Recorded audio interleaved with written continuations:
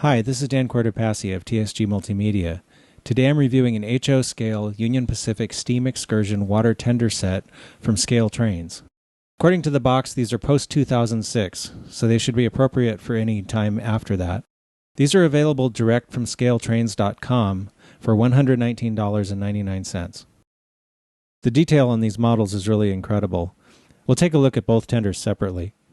The Jim Adams tender features the flag graphic, and that's actually on a separate piece of photo-etched material.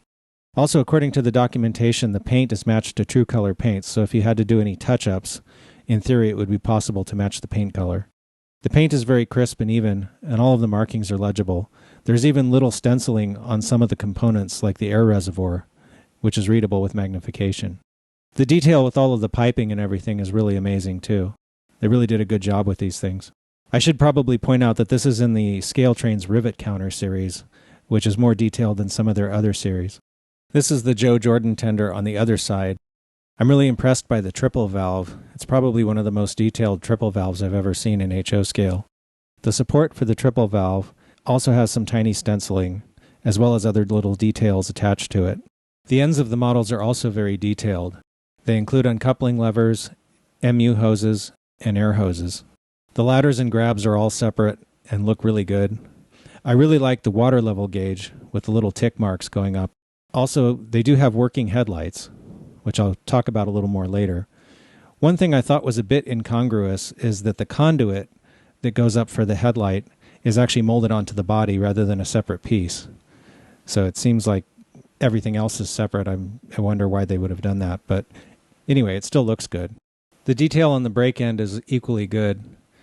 And the brake wheel is very nicely done, and there's even stenciling underneath the brake wheel. I should also point out that some of the small stenciling is different from one tender to the other. Both tenders are equipped with knuckle couplers. All of the couplers were low. A couple of them were only slightly low, and a couple of them were low like this, where it's pretty noticeable. The tops of the tenders are also excellent, including good rivet detail and nicely done hatches. The boxes also stand off from the top of the tender. They're raised up on little legs, which I think is kind of cool. The railings along the top are also very delicate and nicely done. The underbody detail on the models is also really good. One of the things I noticed is that the inside of this air reservoir is hollow, but you really can't see that when the model's on the track, so I don't think that would bother too many people. I do like the brake detail and the brake beams across the bottoms of the trucks. That's kind of a nice touch. The tenders are equipped with metal wheels, and the trucks pick up power. Unfortunately, one of the wheel sets on one of the tenders was narrow in gauge. The tender with the flag weighs 5.4 ounces, and the other one weighs 5.3. The recommended weight for a freight car of this size, if these were freight cars, would be about 3.9 ounces. So they are a little bit heavy, but in a tender with electrical pickup, that's probably a good idea. One thing that's neat is that these trucks have rotating end caps. I'm just pushing this back and forth with my finger, but you can see how it works.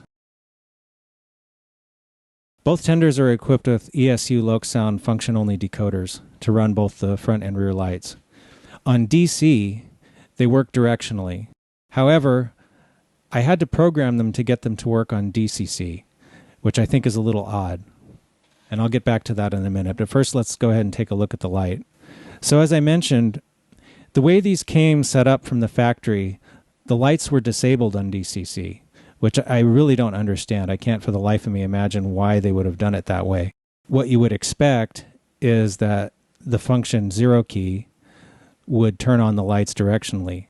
I have a Lok programmer, which fortunately reads these decoders just fine, and I was able to set them up with that.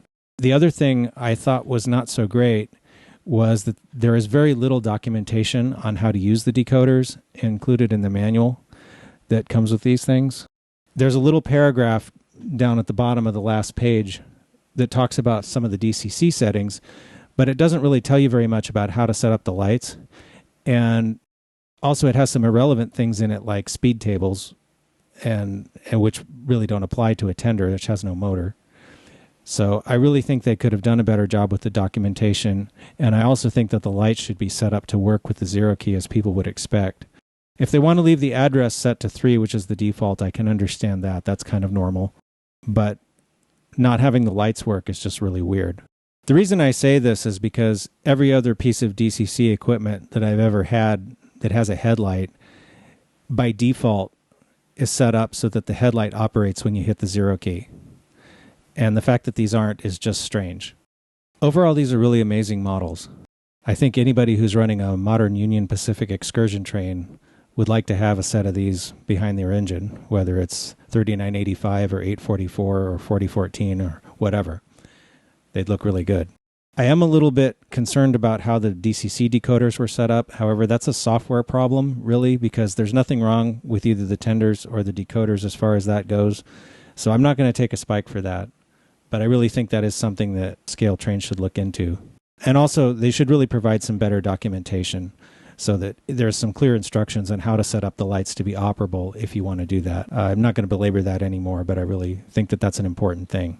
These models are so detailed, they really rival anything I've seen in brass, and they're on par with some of the really good offerings that I've seen, for example, with the Epic model Athearn MT4 that we reviewed a while back.